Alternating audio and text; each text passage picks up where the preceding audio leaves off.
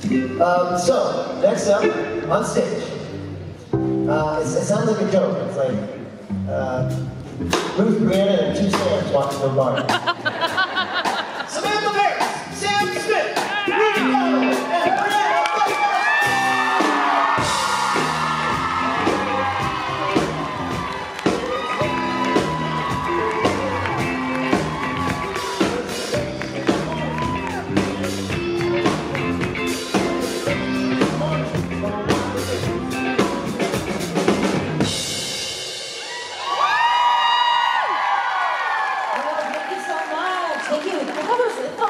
Chairs for a second.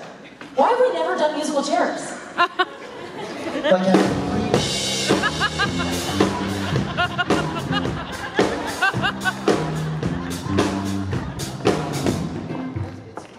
Because somebody loses. That's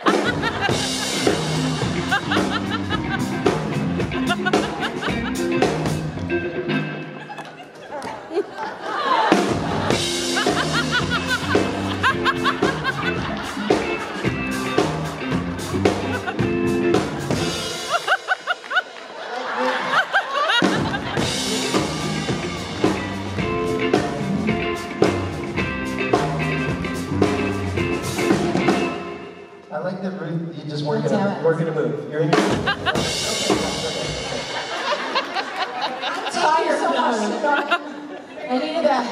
I'm tired of sitting down. I forgot about the altitude when I thought, let's play a physical game this morning. Thanks for that. Thank you so much, Rob Benedict. Thank you. Thank you, Rob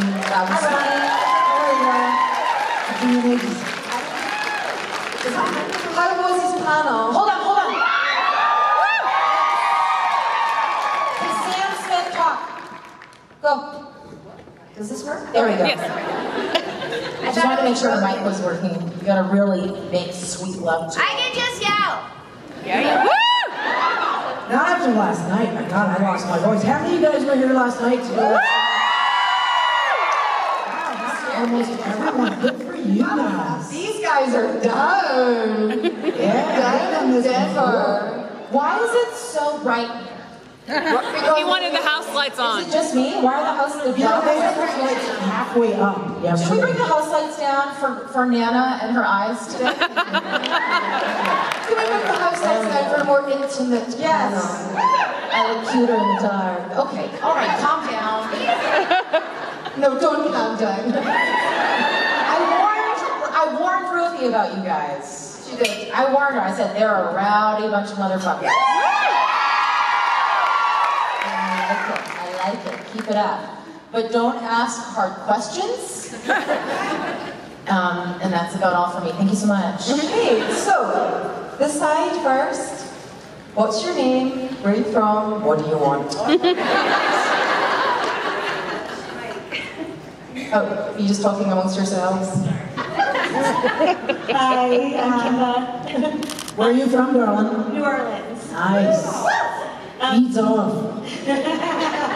Supernatural is continuing in less than a month with the Winchesters, so I wanted to know what y'all wanted to see in the prequel, and especially Sam, because your character is obviously going to get a lot more lore. So what would you like to see? Any thoughts about the prequel?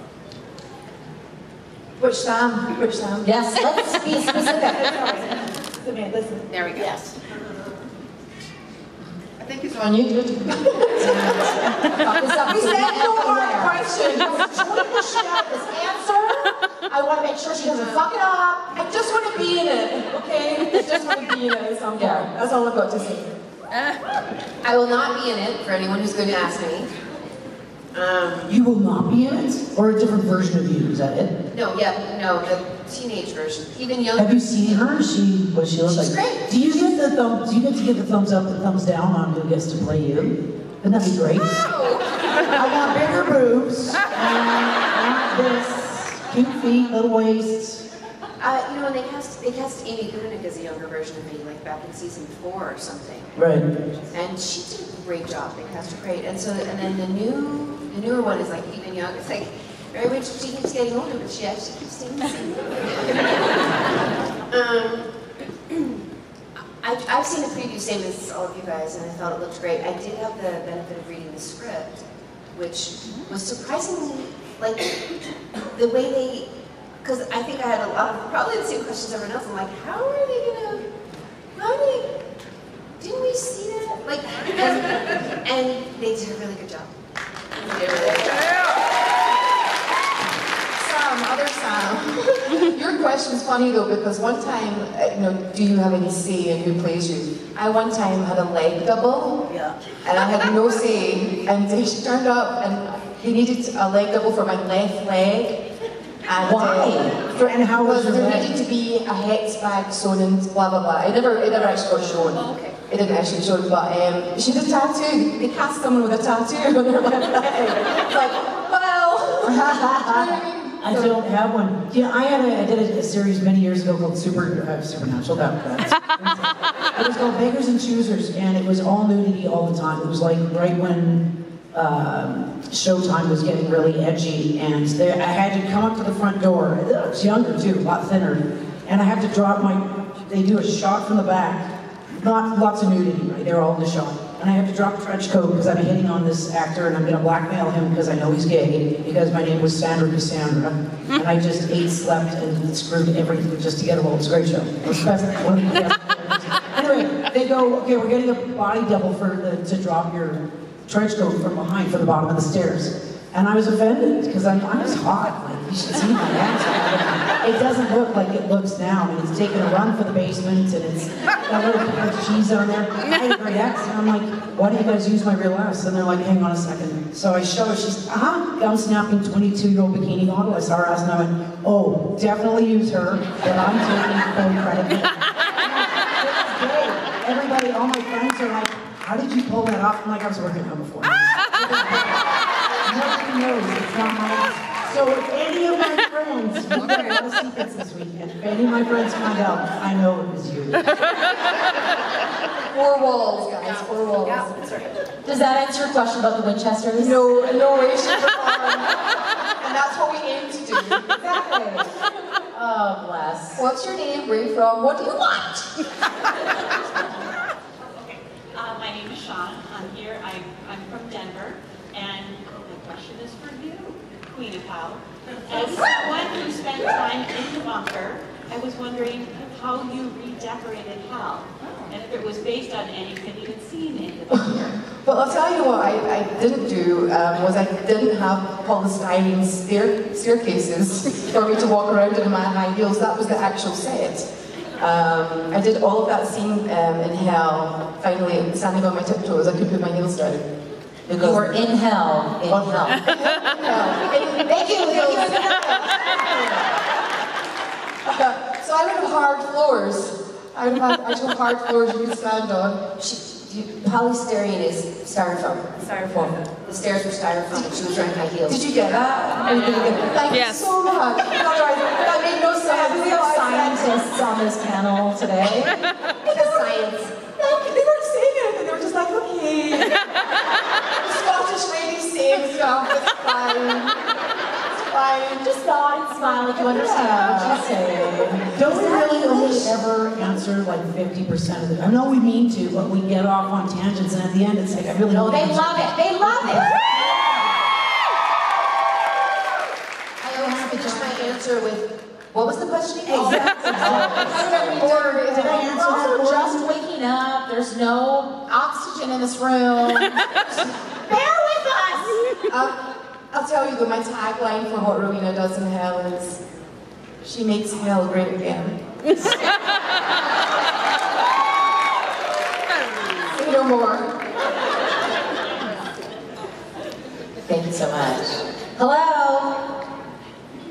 Hi, so you guys are super awesome, ladies of Supernatural. Yeah! But we never get to see all 4 of you together on screen. So if you could organize like a scene, what would that look like for the 4 of you together? Oh, it would always involve food.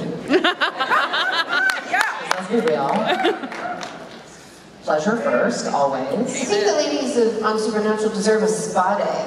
Yeah! I mean, honestly, not to be too, like, what's the word, stereotypical or anything. No, I love that. Those girls, like, they have it rough.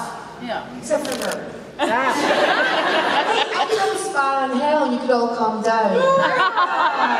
Sam, what do you think? You're gonna come down and get your bum massage? I'm not that girl. I'm just not that girl. No, the character. You don't like a spa? I don't think she's definitely. Oh, no. Ellen, no. Somebody said, how do you explain your character? I'd say she's a bar-owning, beer-drinking, gun-toting broad. Yeah. So I would say if I had to put the four of us together in a scene, I would say we're preparing for war because you know that we're going to be, the guys are going to sit around last minute, banging into each other. We're going to have everything laid out. Okay, where's your ammo? Where's your salt? Where's your this? Where's your that? Do you want to go for a smoke? Where's the whiskey? Not a vodka. You know, we would be so laid out. We would have shit dialed in so well, and we would do it so well. That would be my answer. To tag on to this, I believe exactly the same thing, except we'd all be sitting around a dinner table, because as I believe, I think it's fascinating to watch actors. I love watching people in scenes eating. I just love it so much. We'd all be eating dinner together, bitching about how long it takes the men to do things. Yeah. Just going, all you have to do is throw salt in him. Like, what's his fucking problem? Let them do it their way, let them think they're cute and better. Sam and I really tried to be in a scene together, didn't we? Oh, we milked the 5-second window. Yeah, we actually, our paths did cross in the bunker, and we really tried. We thought the director might pick up on it and like make a thing. And we tried to do the same thing, where when we met, we actually tried to, at the end of our scene, we tagged it. Yeah, okay. And we like crossed over. There was a circle. I don't remember the episode. It was, you know, I don't know shit about this show. There's a circle. Lucifer was there. I shot him. You guys know what I'm talking about, right? Yeah. And she was there. And then at the end of the scene, we like crossed and we just went, "Hi, I'm Donna." They cut it. Yes, not shot. Yeah. We actually were in a scene. Rowena was holding the gate from the AU, and I came through. We did like I came through, and we had a Oh, that's cute. I like we it. had another set bunker afterwards, and actually Felicia and I got it in, and we actually kept that. There's a shot of Felicia and I in the bunker together. But you were across the room, you were too far over, you weren't in the same shot, so it never happened. But yeah, I think we've been held together, and, you know, hanging out in our various ways. We'll be hanging out. Be awesome. Yeah. Thank you. Thank you. Thank you. Hello. Hi, I'm Bethany. I'm from Southern Colorado. And first, I just want to say that I appreciate you ladies. You're all so beautiful inside and out. And I just appreciate the positive female role models that we're providing for our community. So thank you for that. So my question is, what's the weirdest, grossest, or most unique item you've ever been asked to autograph? Grossest, I like that. That always comes up. What is the most vile, disgusting, dirty, whatever, slimy, wet, moist? Moist. I've not been asked to autograph a bum crack yet. That's not an invitation. Ruth's autographs today are at 2:30. Can I just say though, it might sound a bit wanky, I don't care.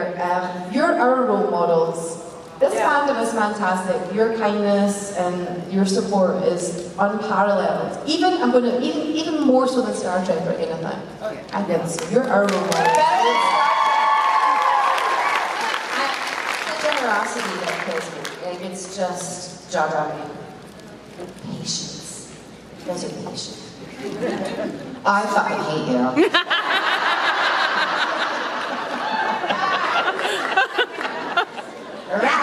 There's a gentleman sitting here with a very serious face. I think he's taking it seriously. You know, you in the blue plaid shirt, sir. You know. He's good. That's because he got dragged here by his wife He's or smiling. girlfriend. We got him. I'll give guys credit for it though. We had a couple guys actually come up and sing last night, and I always give men credit because they're, I mean, it could be a good thing. They're painfully outnumbered, but normally 9 out of 10, it's like, you're here with your wife or your girlfriend? And he's like, yeah. I'm like, you're gonna get lucky later? He's like, that was kind of the idea. I tell you what, if I didn't come, I definitely would not be. So they kind of came, but often the guys have fun because, again, they're surrounded by hot ladies. Now. You, us. You smell good. For now.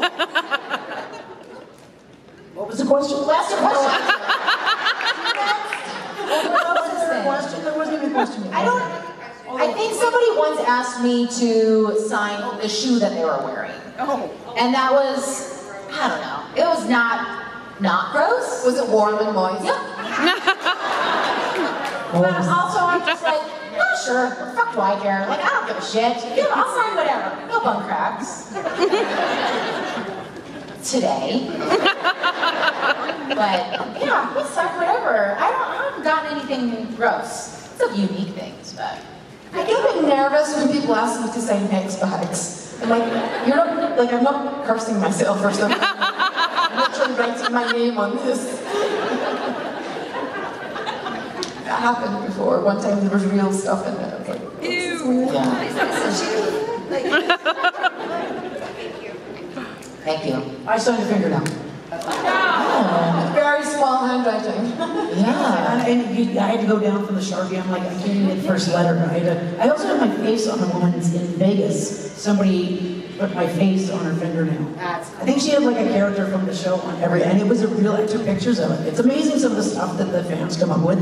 I mean, it's just so humbling because people put so much effort into being fans of the characters of the show. Somebody tagged me in a photograph with Rowena on her. Sorry, I'm trying to do too many things. Yeah, here, a tattoo. Yeah, when people tattoo me or my autograph, I'm just like, you've been grave error. Especially if they tell me after I've done the signature and it's just chicken scratch, and they're like, I'm gonna get this tattooed. And they walk away, they just know they've like made the decision, they're gonna do it. So if you're gonna do it, tell me before, and I'll make it pretty for you. Yeah, you're welcome. Hello! Hi, my name is Kayla. I'm from Denver. I asked this question to Sam Ferris yesterday, but I wanted to open up to all of you. I wanted to know if you had any advice for from monitor or model to monitor, role model, how to let go of your kids as they're growing up.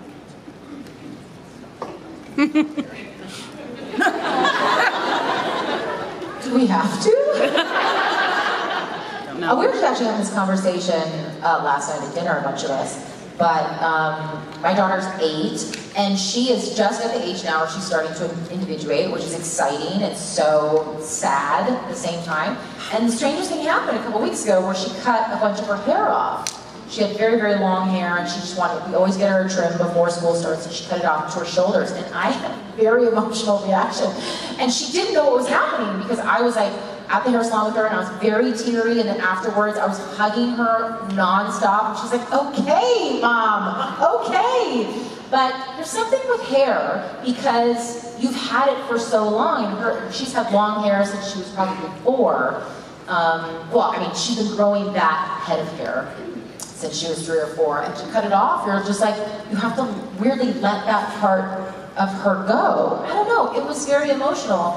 And at the same time, I think that we just have to be excited and hope that we've done our best and that they're good people. And ultimately, if they're good people, they're going to create the energy of goodness around them.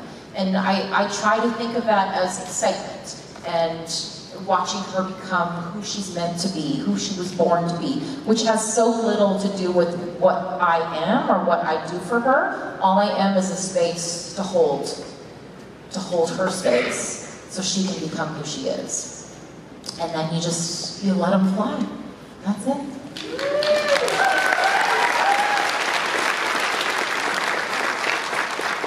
My son is 14, and I know, 14, yeah. You're just taller than me. It's a whole thing. It's so funny because we've been doing this for so long that you forget, as we get older, we know we get older, but we forget the kids also get older. Do you get older? I don't get older.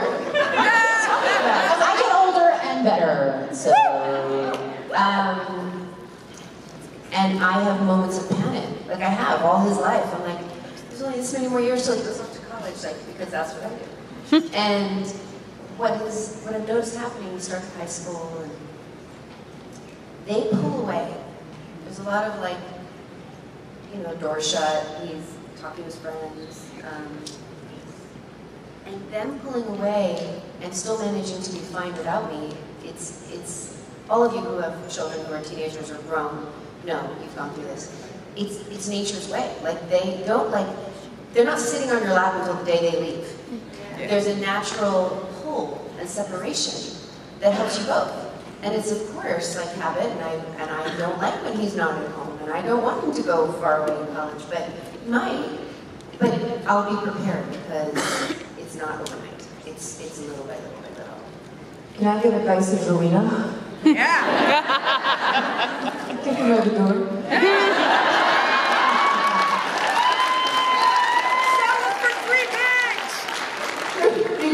Three pigs for him. And then lock the door. Kick him out and lock it. Good luck.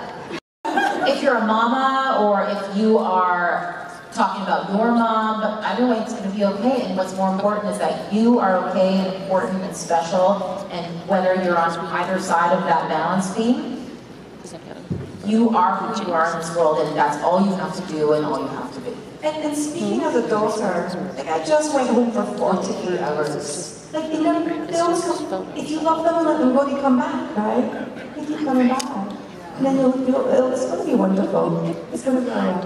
Well, see, I also think that the emotion of when they leave is not necessarily a bad thing. I feel that I just dealt with 18 years of chronic pain, and something that I've learned so much about chronic pain is you don't hurt from chronic pain because you felt your emotions. You hurt because you didn't. You buried them so deep. And I think that feeling all those emotions, there's nothing wrong with feeling sad and wanting to see somebody go. You gotta feel all that shit. That's why we're here. We're alive for 80 whatever.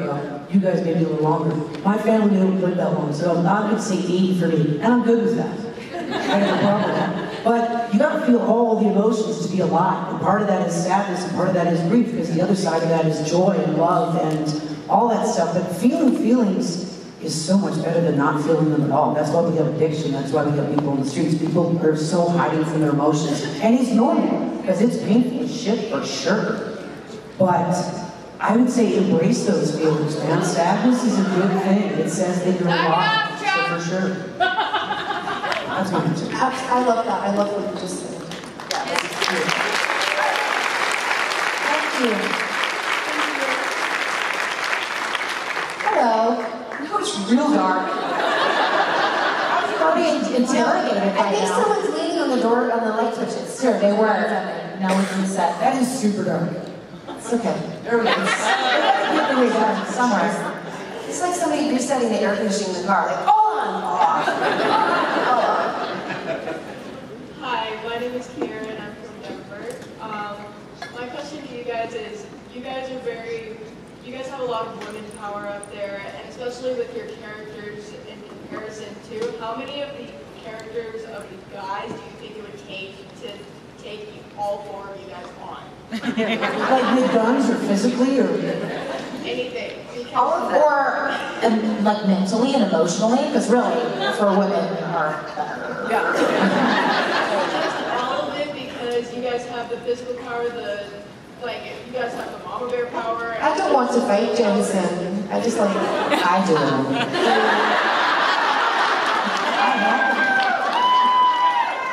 My first scene, and I'll just answer this real quick and pass it on. My first scene, we disarmed both boys in 2 seconds. So I would say we kicked the fucking ass. There are children in there, and I apologize. And try to keep that to adult work. That's just, and see, there's one standing right next to you. And I'm sorry, parents. I'll try to keep that to adult work. But like I said, my first scene of the first shoot, of the first date, the first everything, was they came in, and we disarmed them immediately, and then she smashed them in the face twice. And so, we're winning on that. I like to toy with them. I want to toy with them. Don't break them. You're too pretty. There are ways of winning that don't involve violence. Yes. And that's why I think the women would always win.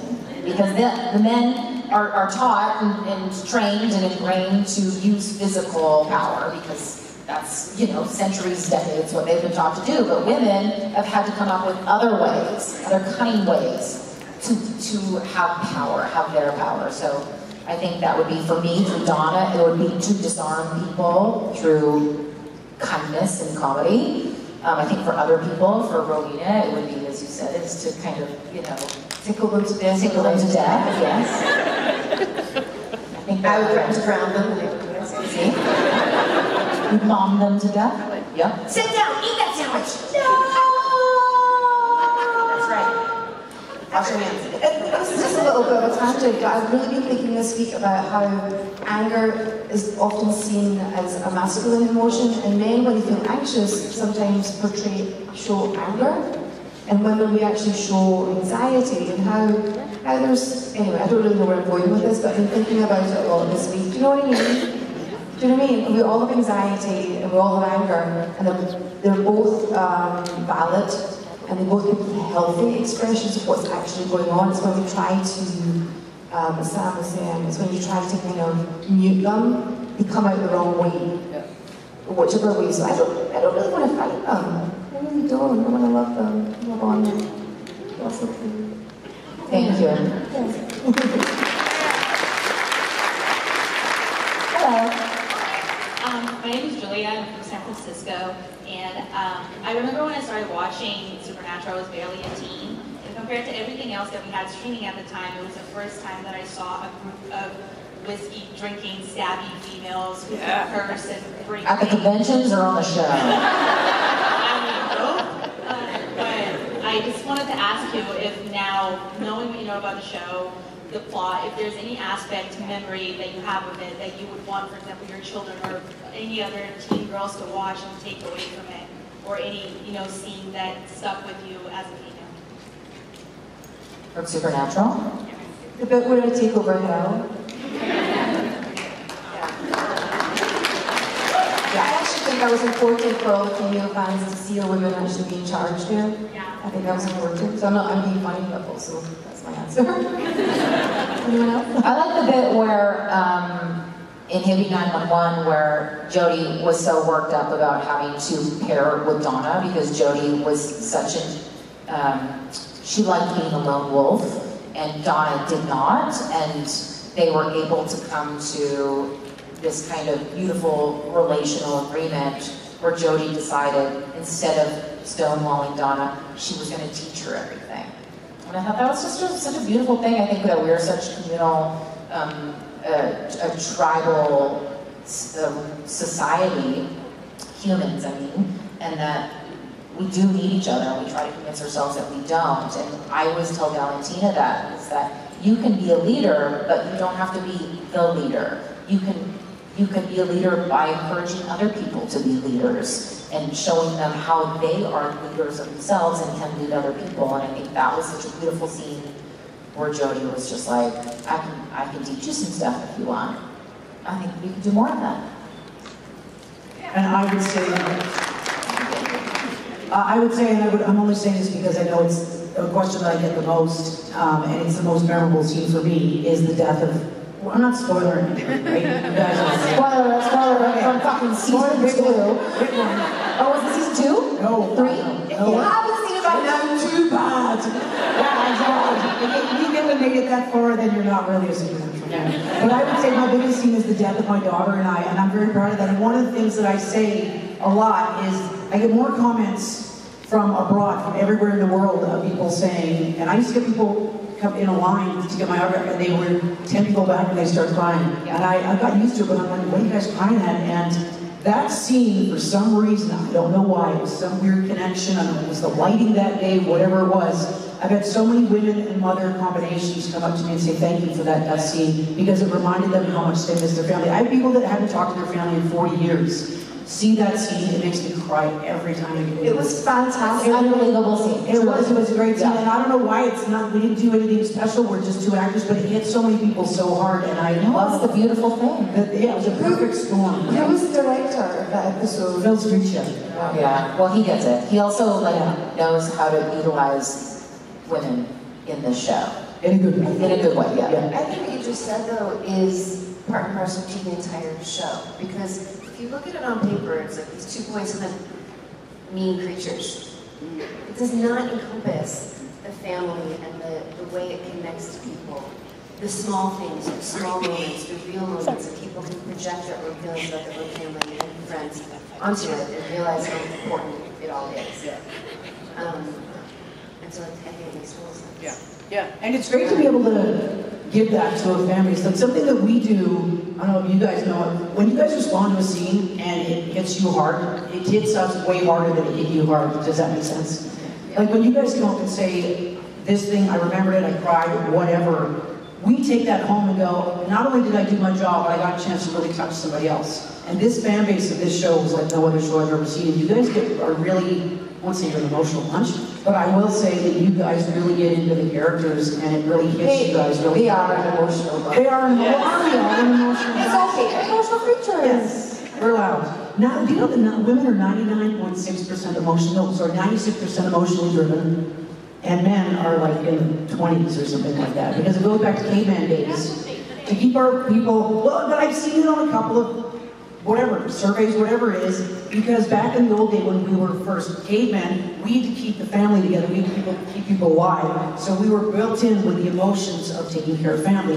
They were, can I fuck it, can I kill it, can I eat it? That was men. Sorry guys, but you really were. Like, they were built to go out. There's a, yeah.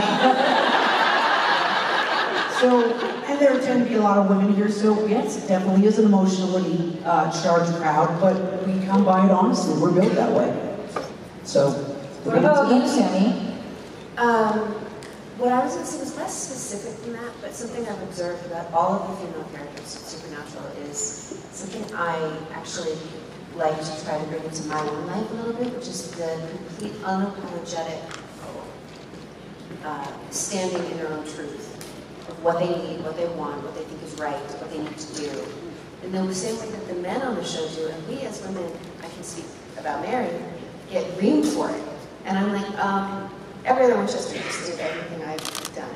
So why are you mad at me for it? So, but I think that if you, whether they were good characters or evil demons or whatever they are, every female character was like, so, and I love it.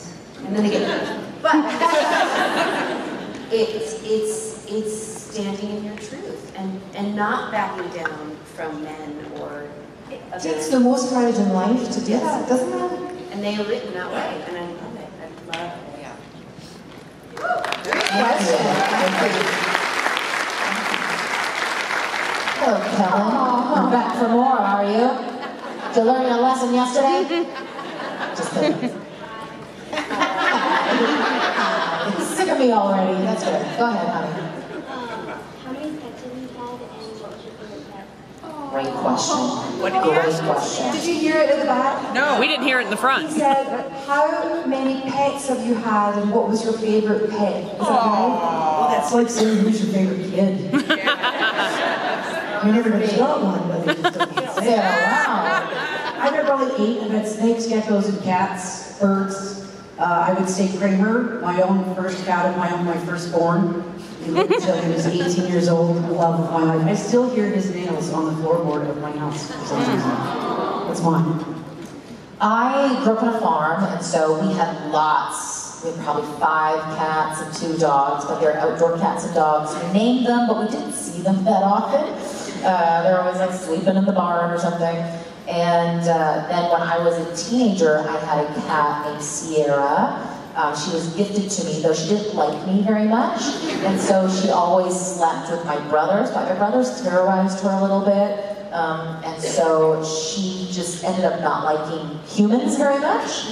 And then when my husband and I moved to Vancouver, we were very sad from the amount of rain that there is there. So we decided to adopt a cat. And his name was Gus, or Goose, which is Gustavo, because my husband's Mexican. And so he was Goose, but he came to his name. You said, Goose, come! But we were always worried because he'd go outside and he'd get lost, so he had a little name tag that said Goose, so that if anybody ever found him, they could use his name properly and he would understand. I know, I overthink this shit, I know. And he passed away last year, and we got his remains, and he sits on our mantle with a picture and watches over us, and my daughter talks to him every day. It's very cute. And and she wants another cat. So let's just keep this between us, okay, Connell? I had so many pets, cats and dogs and hamsters and fish and mice and chameleons. Since we've had my son, we've had bearded dragons and other lizards. I drew the line now, finally, like nothing that eats other creatures, please. Because I can't like have like a cricket farm in my house. We don't have sugar gliders.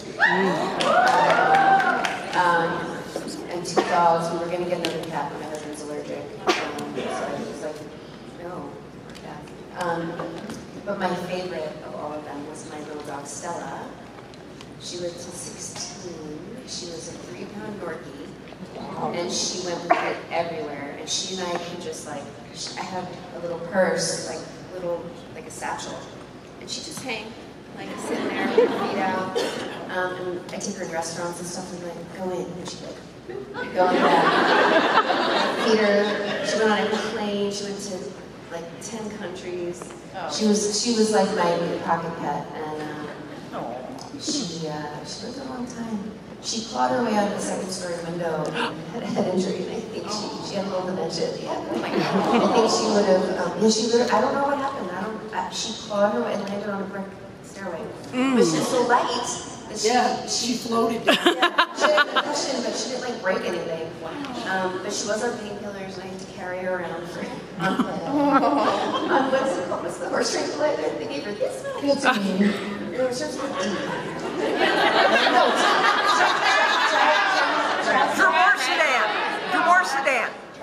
Demorsidin. That one. The good stuff. Isn't it? I mean, isn't that what people would like? One time, and I just walked in a circle. She just kind of hung out for a couple weeks, and she was okay. But I still dream about her. I dream she's come back to life. I dream that she's still here. I dream that I've cloned her. I like was connected to her, and I have her ashes. I have the ashes of all of my pets. There's like a little morbid section of my. They all put them all together and they have a party. Their ashes in little boxes, and in the boxes I've also put like their collar, their favorite toy, and I just want to go into them. But I miss her. She died about 7, 8 years ago. So yeah. I grew up on a farm too. There was a cow called Ruth at one point. But anyway, one day 2 cats were dubbed to our road end, and that happened quite a lot. Heather and Snowy. Snowy was called Snowy because she was Snow White. And Heather was kind of the colour of Heather on the hillside. I thought I named them. And Heather couldn't speak. She would go. And she was like, it was at the point where my parents were going through a divorce and everything. She turned up just at the right moment. I used to lie down at night time with my arm out, and she would speak over my arm. Her paws, her front paws on my arm, and her face on my arm. She was like my best friend. And then years later, my stepmom reversed over her. But she didn't die. She did not die. She's a Rowena!